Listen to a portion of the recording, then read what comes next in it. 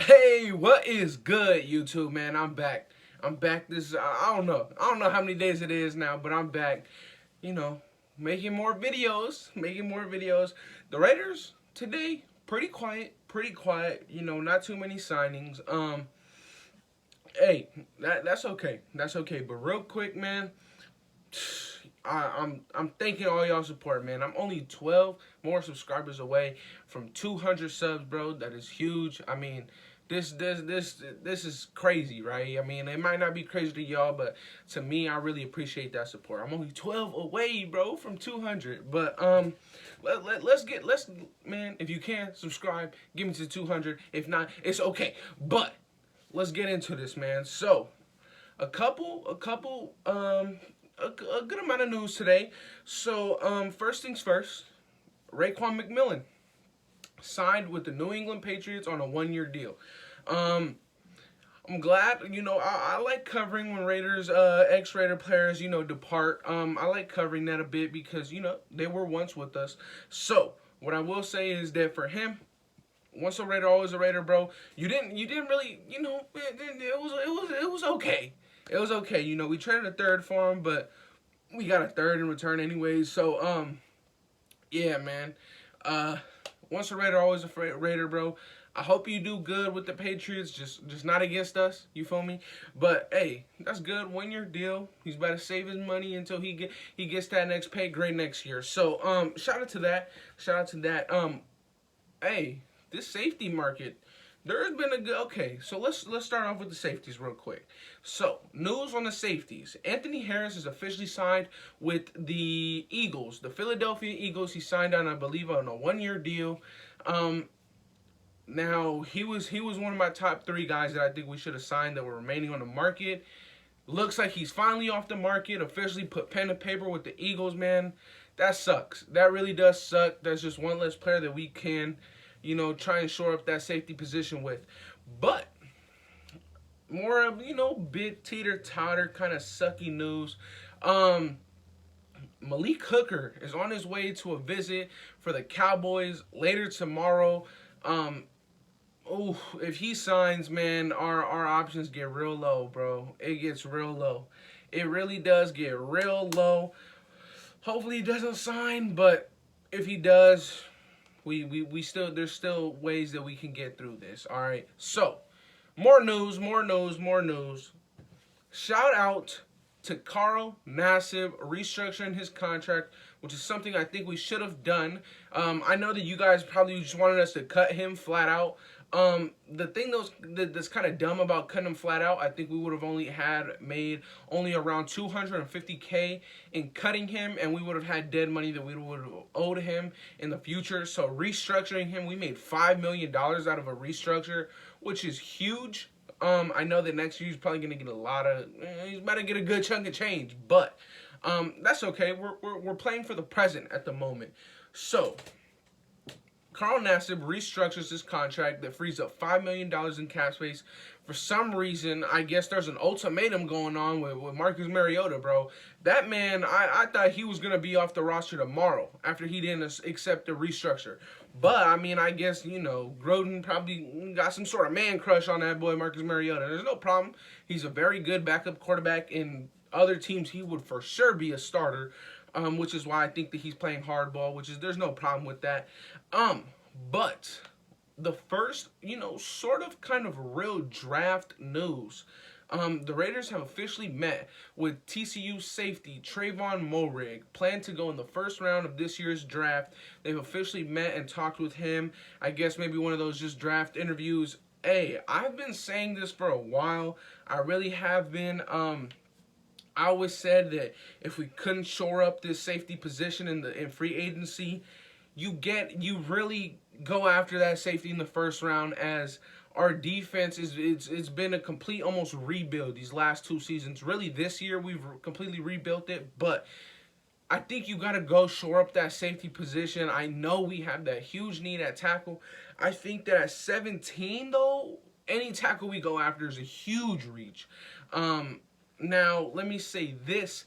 If we did go tackle in the first round, there is 2 potential starting safeties that can go in the first and second round.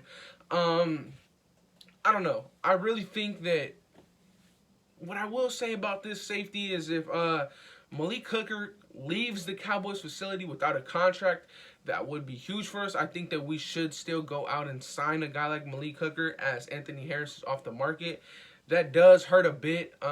Having Anthony Harris off the market it completely limits us, bro. It really does. I really thought that the safety position was actually going to be one of the first things we were going to address, but I guess not. You know, that's okay. Gus Bradley completely just took over, and he says 20 sacks. I think what we have 50 sacks in 2 years.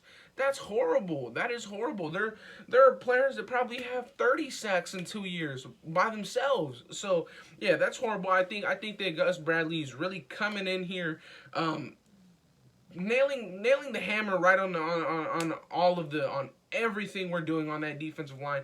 I like that a lot. I think that competition is going to bring the best out of these guys, man.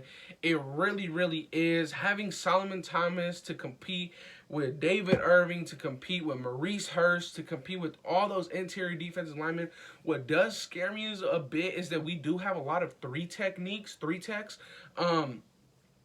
It kind of does scare me a bit, but I think that out of the 12 or 13 defensive linemen that we have on the roster, I think that our potential starting defensive line next year, all right, I'm gonna give you guys two situations. One is for clear and obvious pass rushing downs, and the other one is gonna be for clear run downs. I think next year what we'll do on a pass rushing situation, our defensive line will probably look like, I think Max Crosby will be a huge piece in our pass rushing next year. He will be a rotational piece. I know some of you guys are kind of off about that. Why would we have Max Crosby as a rotational piece?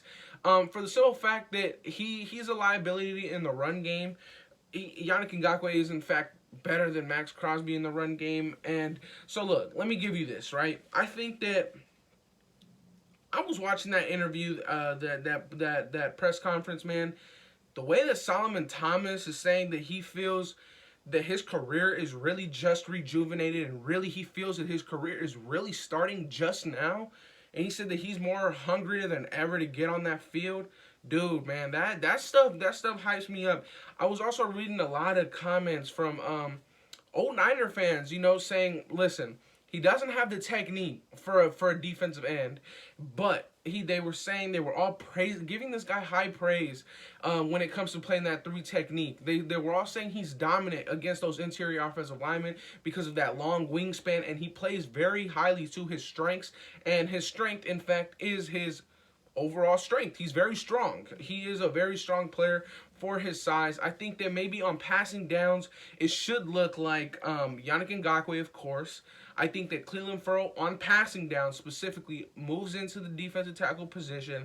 Then you either have Solomon Thomas or David Irving out there. I think most likely it would be Solomon Thomas on that other defensive tackle position.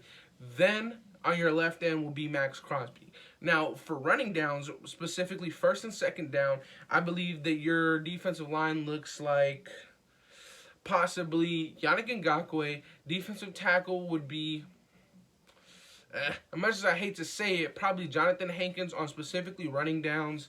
Then after that, possibly David Irving, maybe even Maurice Hurst at defensive tackle, but Clelin Ferrell would be on the other edge. Clelin Ferrell is going to be out there more than probably anybody on that defensive line. I really think that there is just huge competition at that three technique this year, man.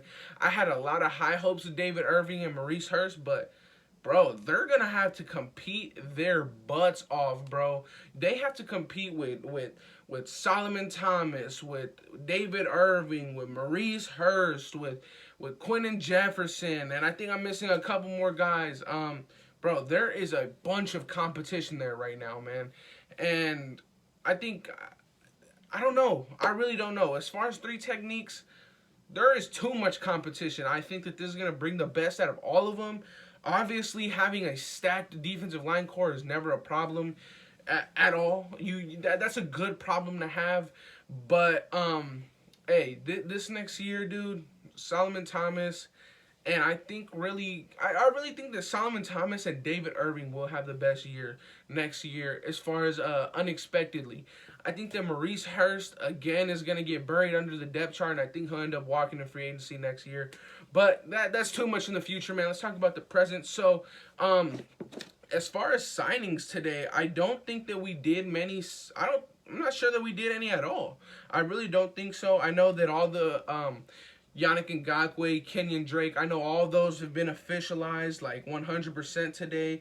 And as far as signings, we haven't done anything today.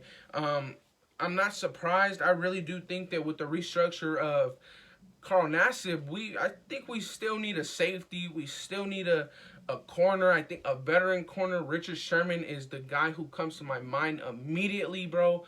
I don't know how he's still out there on that market. I understand he's coming off of his worst year production-wise, but that whole Niners defense was in shambles last year. So, yeah, I mean, as far as all that, I know that we've been into the mix with Adoree Jackson, who was recently released, I believe, from the Titans. He is a very good player. Adoree Jackson is a very good player. He's not old. I think he's only 26 or 27.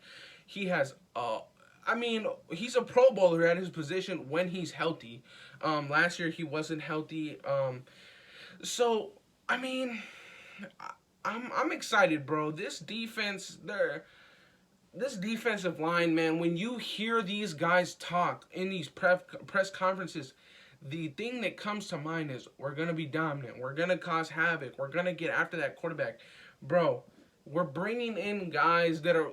Next year, I think our defensive line is going to be by far most improved. 100%.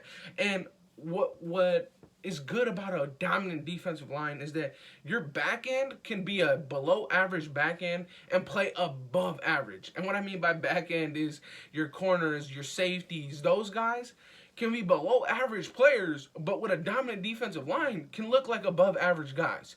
Let's just be honest here, because that when you have a quarterback constantly with a hand in his face, getting hit in the ground, being forced to make uncomfortable throws, being forced to make early throws, not everybody's Patrick Mahomes. Not everybody's going to be falling on the ground and throwing a 30-yard dime.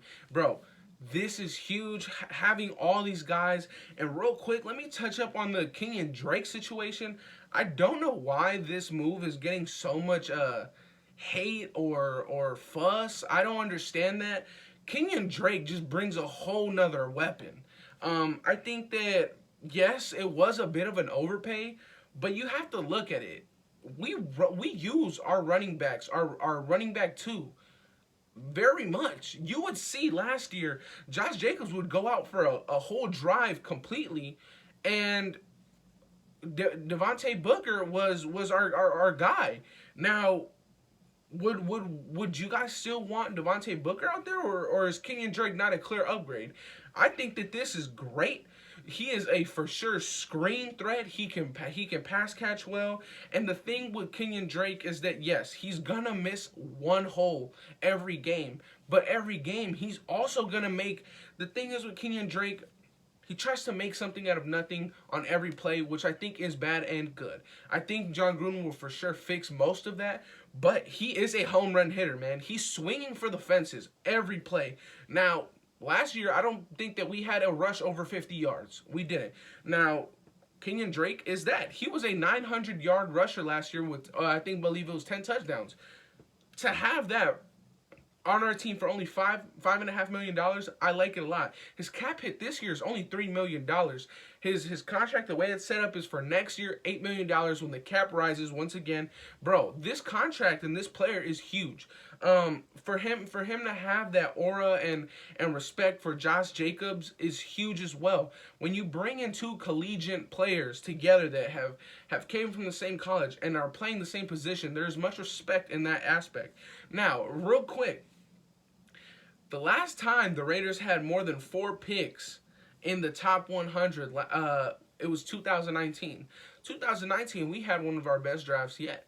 Now, this year, we have 4 picks in the top 100, and I really think that this year will be huge. Real quick, I honestly think that this year in the draft, as Anthony Harris is gone off the market, I really think we have to look into trading back with the Ravens, bro. The Ravens just lost 2 outside linebackers. There's going to be linebackers on the table at pick 17. There's going to be a flurry of linebackers on the table, and a safety is not a need for the Ravens. I think they're in the mid-20s, bro. Trade with the Ravens. Trade away the 17th pick. For them, they need outside linebackers, pass rushing linebackers. We don't need that. We just fixed basically our freaking defensive line completely.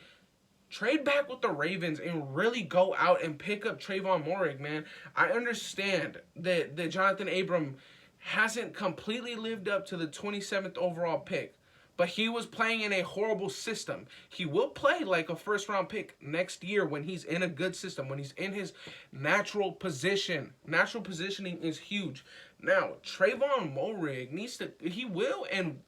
man, Trayvon Moehrig at this point needs to be our #1 priority, as we missed on John Johnson, Marcus Williams, we didn't even have a chance at. We missed on Anthony Harris, and if all fails, I mean, Marcus May was already off the board, and Malik Hooker's on his way to the Cowboys facility today to meet with them tomorrow, and could possibly be staying in that facility signing a contract. I think that at the moment, as much as I do think that, and I know that offensive line is probably the most important position and most underrated position, I think that the free safety position, it's a bigger need by a slight edge. I think the free safety position is something that you need in this defense. For last year, we seen Brandon Parker come in games and our offense worked just as fine. Last year, oh my God, with this defense, you need that pass rush and you need that free safety, and we don't have one. We're talking about right now our best free safety is Jeff Heath, which he is a decent free safety, but is that somebody that you would want to start? No. Now, let me know what you guys think, man. Let me know what you guys really think about this video. I like where we're at the moment. I really hope that tomorrow we get Richard Sherman. And if Malik Hooker leaves that Cowboys facility without a contract, we have to go get him. We have to go get him. And even then, when you do get Malik Hooker, you still draft Trayvon Moehrig. You still draft a safety, because you can never rely on Malik Hooker due to his health. So let me know what you guys think, man. That'll be it for today. Like I said, I'm only 12 subs away, bro. That would be greatly appreciated if we can get to 200 by tomorrow. I really don't care, man. I really don't care when we get it, but it'll be greatly appreciated if we can get it sooner rather than later. But yeah, man, that'll be it for today. Hopefully the Raiders can make some more signings. Richard Sherman's still on the market. Malik Hooker technically is still on the market. You can still make a call. You can still make a call to Malik Hooker, man. Off the top of my head, Casey Hayward's still on the market. There's still options out there. Adoree Jackson, still. I mean, he recently just hit the market. But yeah, man. What is this, day 3 of free agency? It started on the 17th? No. Tomorrow will be day 3 of true free agency. Man, let's go make more moves, man. We got the money. We got the money. Just get Mariota out of here, bro. Just get him out of here. But that'll be it for today, Raider Nation, man. Like, comment, subscribe, and peace.